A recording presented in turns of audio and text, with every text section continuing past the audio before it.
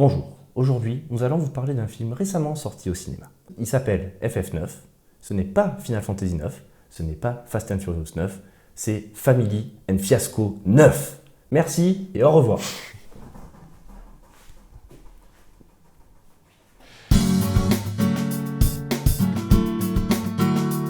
Et salut à tous, on se retrouve pour une nouvelle vidéo de CD Roy. Salut Sid. Et salut Roy. Alors aujourd'hui, vous l'aurez compris, on parle de Fast and Furious 9 ou Fast 9 pour les intimes. Rapidement, le scénario pour faire très simple. Il y en a pas.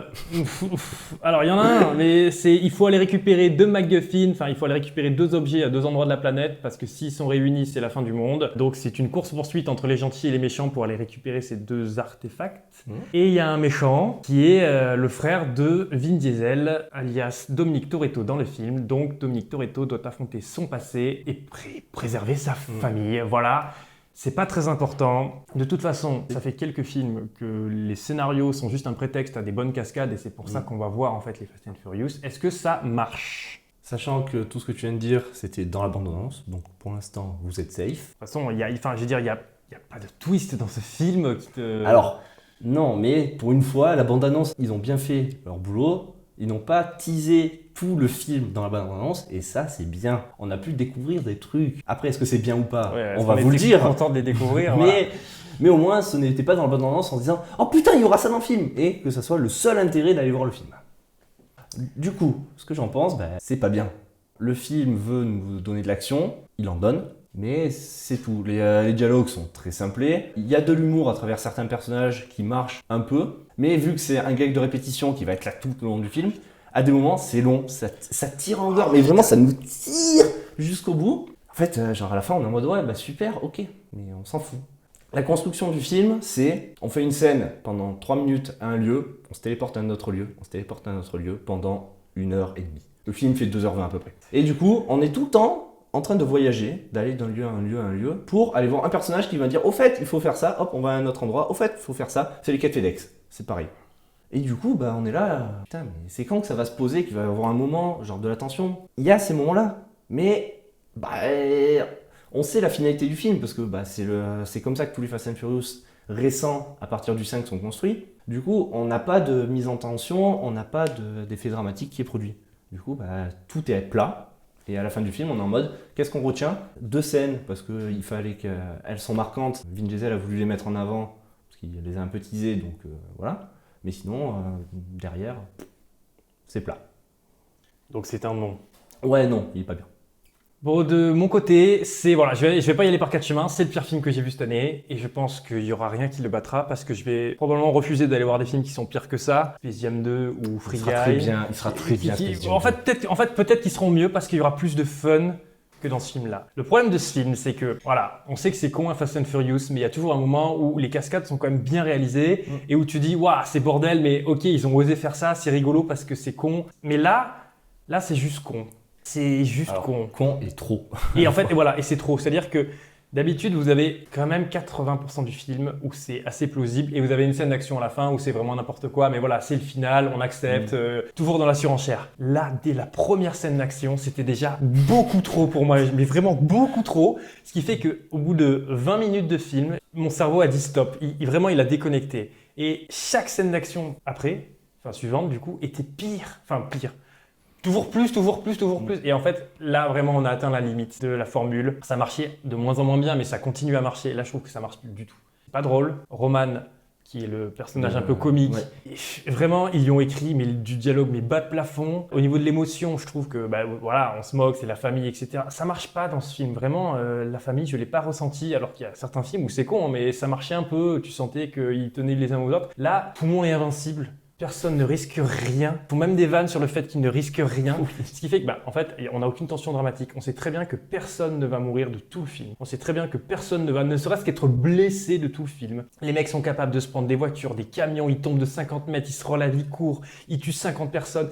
En fait, il n'y a aucun moment où il y a de la tension. Tu peux faire la plus impressionnante des cascades si tu sais que, en fait, personne n'est en danger. Ton cerveau s'en fout.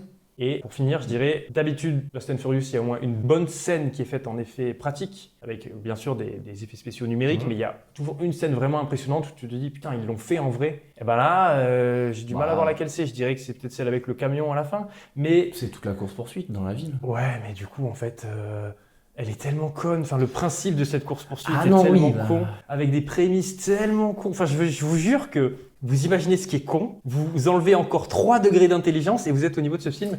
Mais d'habitude, ça me fait rire. Et là, vraiment, ça m'a blasé. La construction même de leur scène, comment ils préparent leur scène pour Ouais. arriver aux scènes, ça la- rend la ça rend le truc cohérence, vraiment trop con. Voilà, La cohérence, comme tu dis, la cohérence, elle n'y est pas du. Enfin, ils veulent la faire passer pour sérieuse et qu'il y en ait une, mais en fait, on se rend compte que pas du tout. Voilà, en fait, quand je dis c'est con, c'est que si on gratte, mais même pas 30 secondes, si on gratte une demi-seconde, si à un moment on a le malheur, notre cerveau se dit, mais attends, et ben en fait c'est fini. Mais sur chaque scène, il n'y a pas une On sort scène du où, film. en fait, voilà, c'est fini et on sort du film. Et donc voilà, le film est pas fun et le film est très long en fait. Du coup, j'ai vraiment subi ma séance. Je dis que c'est le pire film pour moi de l'année parce que vraiment 2h20. Et au bout d'un moment, j'étais en mode, attends, il reste encore 30 minutes là, j'en pouvais plus, Ça fait mal. j'ai failli me barrer. Bon, j'étais avec vous donc je me suis pas barré. Tout seul, je me serais barré et je me suis jamais barré d'un film. Mais là, vraiment, je pense que c'est le pire film. J'ai envie de le défoncer. N'allez pas voir ce film, voilà. N'allez pas voir Fast and Furious 9, ça va les encourager. Ils en ont prévu encore 2 après. Non, c'est au 10. J'ai cru voir qu'ils faisaient le. Ah, il veut, parce qu'il avait toujours dit, J'en ferai on 10. s'arrête au 10. J'ai cru voir qu'il en a prévu le 10 et le 11 et qu'après c'est fini. Ah, le 11, mais. Je me suis fait une promesse que le 10, j'irai pas le voir parce que ceux d'avant, je commençais déjà à y aller un peu à reculons, mais je me disais, voilà, là vraiment, je me suis fait chier. Donc le 10, tu peux mettre les prétextes les plus cons et tout, ça marchera pas. Non. Dans le 10, ils remplaceront les courses de voitures par des courses d'avion, et c'est bon. Ouais. Ils sont capables de faire un truc comme ça. Ils ont tellement poussé les potards loin là que je vois pas ce qu'ils vont faire de plus après. C'est compliqué. Mais c'est ce qu'on se dit à chaque fois, et à chaque fois, au final, ils le font. Et ben là, c'est l'épisode de trop. Faut changer de réal, ou garder ce réal, mais quelqu'un qui écrit un scénario. Mettez-lui quelqu'un qui écrit des dialogues, Parce que j'ai rien à lui reprocher, il filme de manière assez efficace, c'est juste qu'on s'en fout.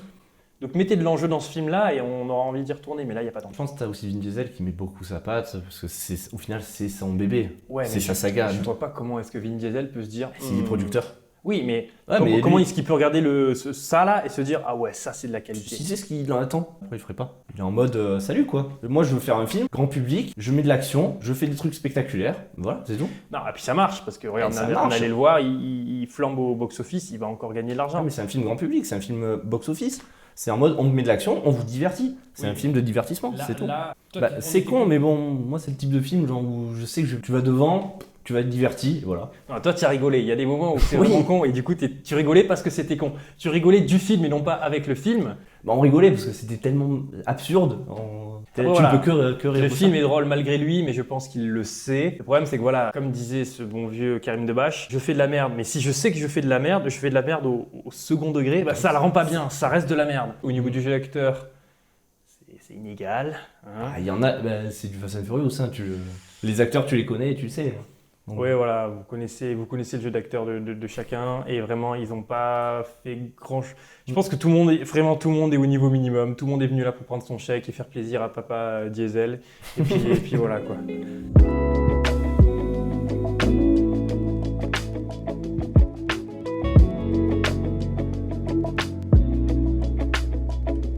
Donc, premier aspect, le méchant caché, c'est le même que dans le 8. C'est Charlize Theron qui revient.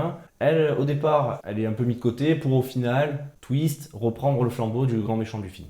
Je dirais que Charlize Theron est probablement le meilleur élément du film. Oui, parce elle a ce côté un peu décalé, mais elle regarde de loin, elle se moque des méchants. Premier méchant du film, au premier mec qui apparaît, elle dit « Ah, mais ta réaction, c'est vraiment la réaction d'un méchant d'un film. Genre là, tu vas apparaître désolé parce que les gentils, ils ont gagné, et du coup, tu vas faire tout dans l'excès pour essayer de les battre. » Elle fait littéralement une allusion comme ça. Le problème, c'est que, donc elle joue très bien, ça patte aussi, mais le problème, c'est que le film se prend au sérieux. Ils jouent en étant sérieux. Ils veulent instaurer un scénario sérieux. Le problème, c'est que ça a beau être sérieux, c'est absurde ce qui se passe. Donc, ça tombe dans le côté nanar. C'est un nanar sur un film sérieux, bah ça en fait un mauvais nanar. On est devant, putain, c'est chiant, c'est démesuré, c'est absurde.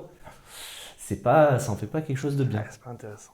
Non mais pour revenir sur Charlize, en fait son personnage est le seul qui vraiment est un peu intimidant. Ouais, mais parce qu'ils Qui a- ont gardé ça du 8.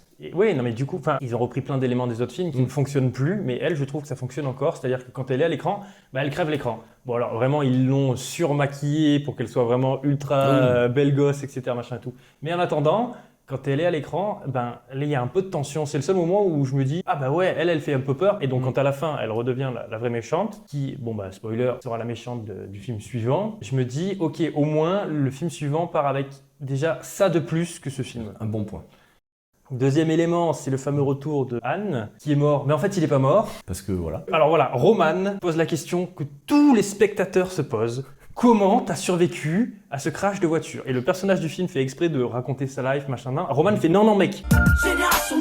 Comment t'as survécu à ce crash de voiture? Eh ben, j'ai l'impression que le film lui-même est conscient que son explication c'est de la merde, donc il essaie de gagner du temps. Et en fait, il faut un arrangeage mais monstrueux.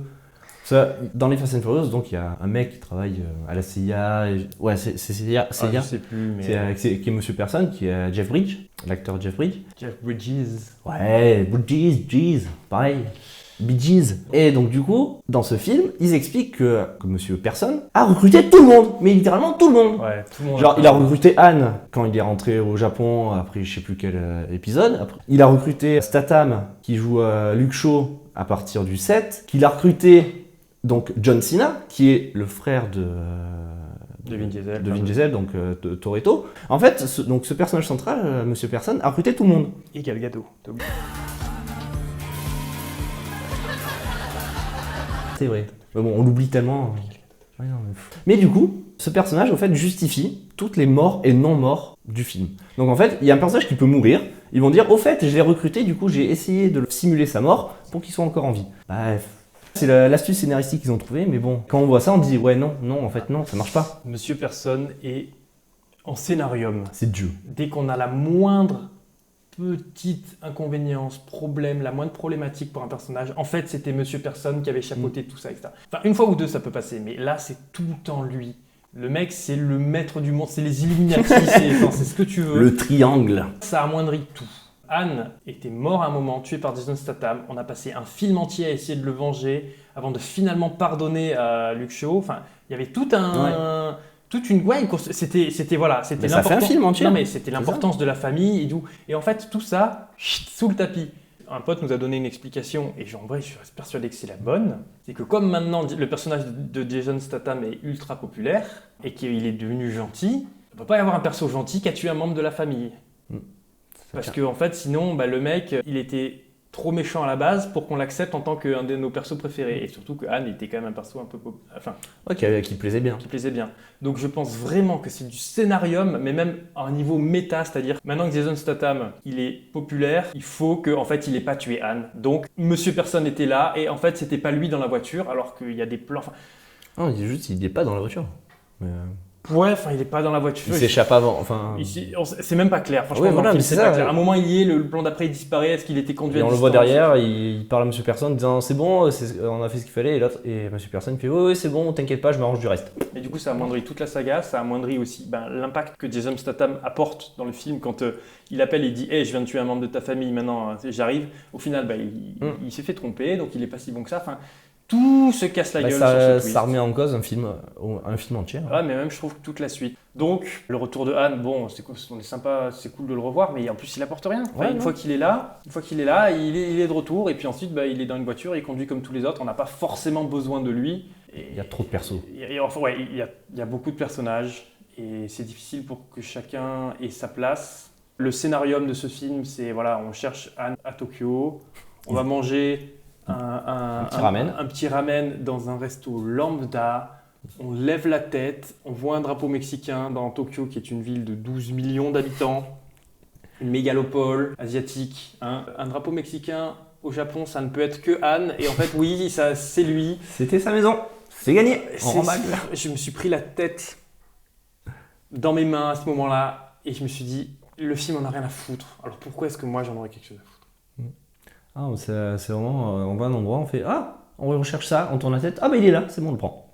Vin Diesel, qui est Superman. Il y a une scène où il y a 20 personnes sur lui. Il les éjecte. Ils sont 15 à essayer de le retenir. Il prend des chaînes, il fait écraser la plateforme. Tout le monde meurt sauf lui. Et lui, il a pas une égratignure. Il tombe dans l'eau. Oui, il tombe dans l'eau. Il tombe de l'eau de 50 mètres. Il devrait se fracasser le dos, faire un plat, être tétraplégique. T'as vu son corps? Et c'est lui qui détruit l'eau. À un moment de ces films, cassez le bras d'un de vos personnages principaux. Tu vois? Ça a été fait. Ouais, mais du coup, ça a été fait. Bah, continuez à le faire. Mettez-les Ouais, mais ça a été fait avec The Rock. Et du coup, The Rock à l'hosto. Oui, mais The Rock à l'hosto. The Rock à l'hosto en mode oh, on a besoin de moi. On détruit le plâtre, on attaque. Ouais, ils l'ont fait. Les scènes d'action, donc on disait qu'elles sont absurdes.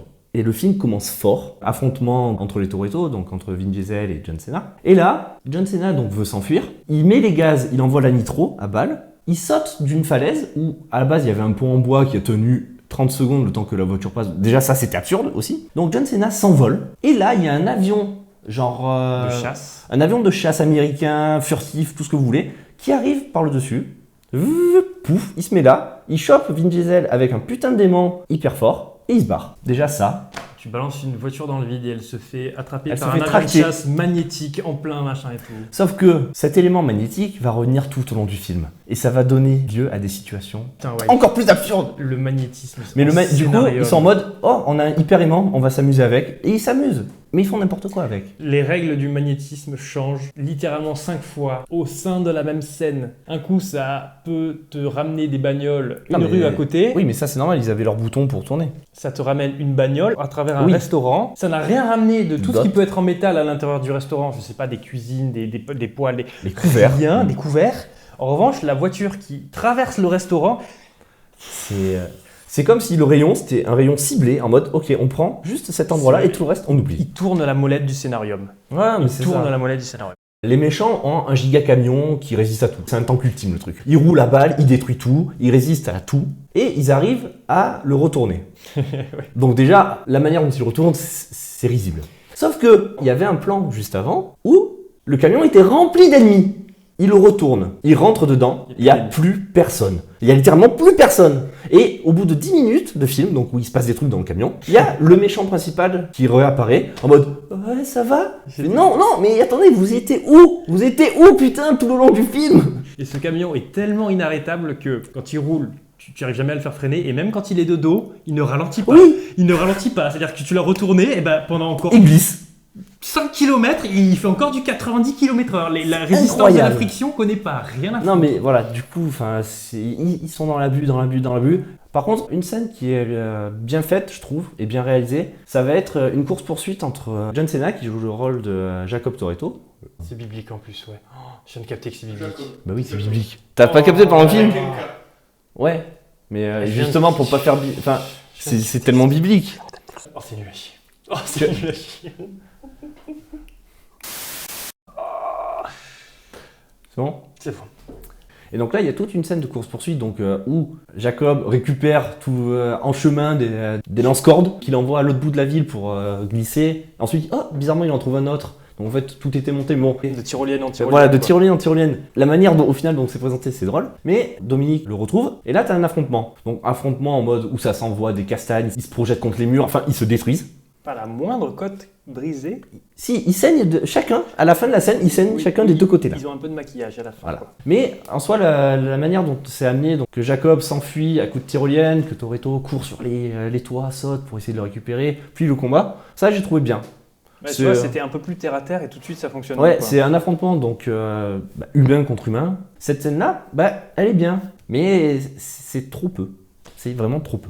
Ce film se concentre sur l'enfance de Toretto. C'est un élément qui est abordé dans le premier film Fast and Furious. Pour moi, est un vrai plaisir coupable. J'adore Fast and Furious 1 pour plein de raisons. Je comprends qu'on puisse le détester, le trouver cheap, le trouver un peu bof, etc. J'adore Fast and Furious 1. Et dans Fast and Furious 1, il parle de son père et il parle un peu de son passé. Et là, on se concentre sur ce qui s'est passé. Et je trouve que ça détruit tout le mythe. Vraiment, je voulais pas savoir l'enfance de Toretto parce que les peu d'éléments qu'il y avait dans le 1, ça me suffisait pour construire la psychologie du personnage. Et là, tu m'expliques tout un pan de l'histoire qui, pour moi, ça diminue Dominique Toretto, tout ce qu'on apprend dans ce film. Alors après, il en sort grandi. Ce passé va permettre de développer le personnage de Jacob et de l'introduire et de comprendre en fait toutes ses motivations. Oui, non, mais Donc après, ça déconstruit peut-être pour Dom, mais dans un autre sens, ça permet de mieux comprendre la philosophie de Jacob. vraiment, les 3 phrases qu'il y a dans le 1 où il parle de son père avec beaucoup d'émotion et tout, je trouve que c'était vraiment suffisant. Et en fait, là, voilà, c'est un peu le problème de tout vouloir tout expliquer et ça en diminue l'impact. Après, peut-être que si ça avait été expliqué dans les tout premiers, ça aurait eu un impact totalement différent que maintenant. Parce que là, au final, vu que les films sont dans la démesure, un passage émotion où il parle de son passé, ça a un effet beaucoup moins important que si c'était les films du début. Surtout le moment où cette scène arrive, tombe dans l'eau, juste ce qui vient de se passer avant. Oui. Tu peux pas me demander, après ce que je viens de voir, le niveau de débilité d'être investi émotionnellement pour Vin Diesel juste après. Enfin, c'est pas comme ça qu'on fait un film. Les scènes d'émotion, il faut les construire, il faut les amener. Là, c'était pas... Non. Bon, et pour conclure cette vidéo, qui est beaucoup trop longue, pour un film qui ne le mérite pas... Beaucoup trop longue, comme le film. Comme le film, voilà, exactement. À l'image du film, c'est poussif. Top 2 des scènes les plus débiles du film. Du coup, moi la première, j'en ai un peu parlé avant, c'est la course-poursuite avec le giga camion de la mort des méchants. Regardez, ouais, ça pète de partout, il se passe tellement de choses à l'écran. Ton côté réalisateur dirait ça cut dans tous les sens. Comme je l'ai expliqué avant, celle-là je la mets dedans. Ouais, à un moment, il y a Roman qui est encerclé par une vingtaine. Ouais, à peu près. Il se retrouve piégé dans une baraque et il y a 15 méchants qui débarquent autour. Ils sont autour, c'est-à-dire qu'il y en a qui sont au même niveau que lui, il y en a qui sont à l'étage. Il est au centre de 15 personnes. Il est à genoux. Et là, je me dis, oh, ils vont faire capturer Roman, ils vont devoir aller le sauver. Et en fait, non. Roman crie, oh! Il tire et il tue les 20 personnes, les uns après les autres. Il est tout seul. Et en fait, ne serait-ce qu'il faisait des roulades où il sauterait. Non, il reste immobile et il fait pan. Il tourne sur lui-même, il tire. Pan. Et il en tue 20. Et à la fin, oh, je suis encore en vie. Là, c'est bon. Allez, hop, ça dégage. Et ça a donné lieu au running gag du film où Roman, à chaque fois, dit « Mais vous croyez qu'on est invincible avec tout ce qui nous arrive depuis tant d'années ?» Et en fait, c'est le running gag tout le long du film. C'est pas parce que tu dis « Regarde, mon scénario, il est con » que le scénario devient bien. Je suis d'accord. Mais la première fois, c'est drôle. La deuxième fois, tu rigoles un peu. La troisième fois, tu esquisses un sourire. Au bout de la 10e fois, t'es en mode « Non mais quand même, film, s'il te plaît. » Deuxième scène pour moi, donc Vin Diesel avait toujours teasé qu'il rêvait d'envoyer la saga Fast and Furious dans l'espace. Donc on ne savait pas trop ce qu'il voulait dire par là, mais il rêvait de faire ça. Eh bien ils l'ont fait dans ce putain de film. Fin du film, ils sont en mode, le méchant envoie un satellite dans l'espace pour détruire le monde, et du coup la seule solution c'est d'aller détruire le satellite. Ils sont en mode comment on va faire ? Une fusée, une voiture fusée. Non, pas une fusée, une voiture avec un moteur de fusée. Oui, mais du coup ça fait une voiture fusée. Du coup, qu'est-ce qu'ils font ? Ils montent sur un putain d'avion, la voiture équipée des moteurs de fusée. Ils envoient la voiture et la voiture elle fait fiou, direction l'espace, 80 km de hauteur. C'est trop. Là, ils sont allés le plus loin possible qu'ils puissent. Et dans la montée, donc il y a Roman et son pote, j'ai oublié son nom, mais je crois que c'est Ludacris. Et il dit, non mais tant qu'on respecte les lois de la physique et les calculs, il nous arrivera rien. Le moment où dans le film il a osé dire, tant qu'on respecte les lois de la physique, tout ira bien. Ludacris, dans une voiture, ils n'ont même pas une combinaison de cosmonaute, ils ont une combinaison de plongée. Pour aller dans l'espace. Et là, il te dit le plus sérieusement du monde. Qui comble avec du Chatterton. Qui est important. Avec du scotch. Tant qu'on respecte les lois de la physique, tout ira bien. Je vous jure que là, vraiment, si j'avais pu me frapper le crâne contre le sol, je l'aurais fait, vraiment. Et moi, ma deuxième scène à la con, c'est on a un membre de l'équipe qui n'a pas son permis, qui se retrouve obligé de conduire un camion, pas une voiture, un camion. Une fourgonnette. Une fourgonnette avec à l'arrière un aimant magnétique qui doit peser 5 tonnes. Elle dit « Je sais pas conduire ». Vin Diesel lui dit, dans toujours le même plan, Vin Diesel, la moitié du film, il a un Toki en train de conduire comme ça. Et il lui dit « T'as pas le choix, tu dois le faire ». Et donc elle dit « Bon, bah ok, j'ai pas le choix, je dois le faire ». Elle doit poursuivre une espèce de Subaru bleu qui doit avoir 300 chevaux. Elle a un fourgon de la poste chargé de 5 tonnes. Elle ne sait pas conduire. Et il y a une course-poursuite qui dure un quart d'heure dans le film. Il n'y a pas un moment où elle est à moins de 50 mètres de lui. Elle est toujours proche. Elle sait pas conduire. Le mec, il a un monstre sous le capot. Petit V8, V12. Et ben, voilà, un petit V12, machin, tout ce que vous voulez. Et ben, il n'arrive pas à aller plus vite que la fourgonnette conduite par une mec. S'il vous plaît, film. En plus, vous avez genre 20 membres dans votre équipe qui sont tous des putains de pilotes et tu fais conduire la seule meuf qui sait pas piloter. Est-ce qu'il y avait un intérêt ?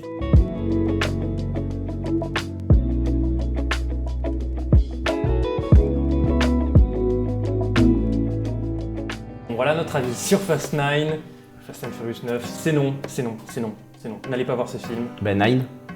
Voilà, tout simplement. Fast and Furious 9. Putain, mais tout simplement. je suis avec un génie. Merci. Donc on vous recommande pas d'aller voir ce film. En revanche, on vous recommande d'aller vous abonner à notre Instagram et notre Twitter. Compressé là dans cette zone. Compressé là-dedans, cette fois-ci je le monte, cette Parfait. fois-ci je le fais. J'espère que notre prochain film, il ne peut être que mieux. On espère. D'ici là, on se reverra quand on se reverra. Et salut à tous.